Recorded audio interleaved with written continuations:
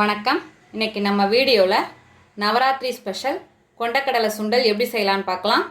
அதுக்கு நான் இந்த கப்பால் 1 கப் கொண்டக்கடலை எடுத்து நாளே ஊற வச்சு எடுத்து வச்சுருக்கேன். இதால் 1/2 கப் தேங்காய் துருவுனது, கொஞ்சமாக கடுகு, 3 வரமிளகாவை கட் பண்ணி வச்சுருக்கேன், கொஞ்சம் கருவேப்பிலை, கொஞ்சமாக பெருங்காயத்தூள், உப்பு தேவையான அளவு, எண்ணெய் தேவையான அளவு. இப்போ எப்படி செய்யலான்னு பார்க்கலாம். ஒரு குக்கர் வச்சுட்டேன். இதில் நம்ம கொண்டக்கடலையை வாஷ் பண்ணிட்டு இதில் சேர்த்துக்கிறேன். தண்ணியை வடிச்சிட்டு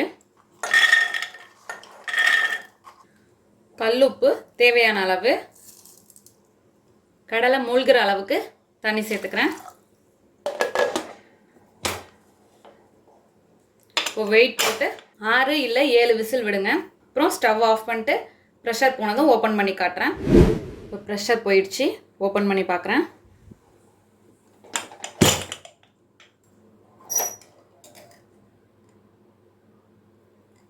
இந்தளவுக்கு கொண்டக்கடலை வெந்திருக்கணும். இப்போ தாளிப்பு தாளிச்சிடலாம். ஒரு கடாய் வச்சுருக்கேன். அதில் 1 டீஸ்பூன் போல் எண்ணெய் சேர்த்துக்கலாம். எண்ணெய் சூடானதும் கடுகு,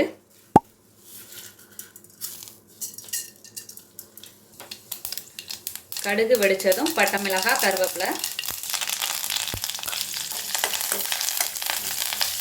ஃப்ளேமை கம்மி பண்ணிக்கலாம். கொண்டக்கடலையில் தண்ணியை வடிகட்டிட்டு இதில் சேர்த்துக்கலாம். இப்போ கடுகு நல்லா வெடிச்சிருச்சு. கொண்டக்கடலையை சேர்த்துக்கலாம்.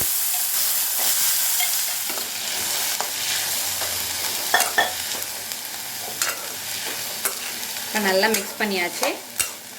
கொண்டக்கடலை வேகும் போதே உப்பு சேர்த்தாச்சு. அதனால் மேற்கொண்டு எதுவும் உப்பு சேர்க்க தேவையில்லை. இப்போ கொஞ்சமாக பெருங்காயத்தூள்,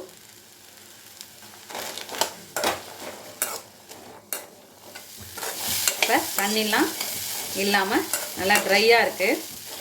இது போல் இருக்கிறப்ப நம்ம தேங்காய் சேர்த்துடலாம்.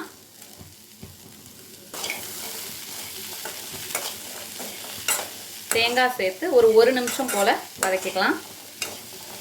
சுண்டல்னாலே தேங்காய் துருவுனது அதிகமாக சேர்த்தோம்னா டேஸ்ட்டாக இருக்கும். இப்போ 1 நிமிஷம் போல் ஆயிடுச்சு. ஸ்டவ்வை ஆஃப் பண்ணிடலாம்.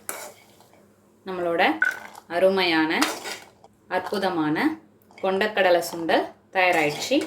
இதே போல் நீங்களும் உங்கள் வீட்டில் செஞ்சு பார்த்துட்டு எப்படி வந்துச்சுன்னு கமெண்ட்டில் சொல்லுங்கள். தேங்க்யூ.